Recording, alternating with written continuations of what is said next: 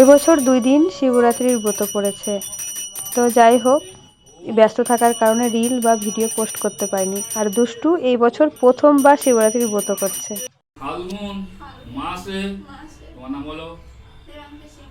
গণেশাদি পঞ্চ দেবতা পূজা পূর্বক অতুল ধন সম্পদ বৃদ্ধি কাম্য শ্রী শ্রী শিবরাত্রি বর্ত মহৎ পুজো কর্মহম করিষ্যামি। রাখো রেখে দাও।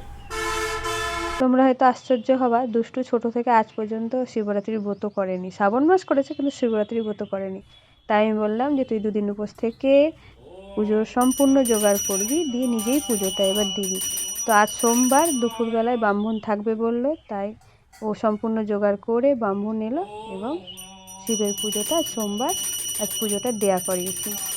পুজোর জোগাড় তো একটু এদিক ওদিক হচ্ছিল, তো যাই হোক আস্তে আস্তে আমি বলে দিলাম, আস্তে আস্তে সমস্ত আয়োজন ও করলো। ফলকোটা, ফুল, দুব্ব, শিবকে স্নান করানো সমস্ত কিছু ও একা একাই করলো। প্রথমবার জোগাড় করছে তো আস্তে আস্তে শিখে যাবে। বলো বন্ধুরা।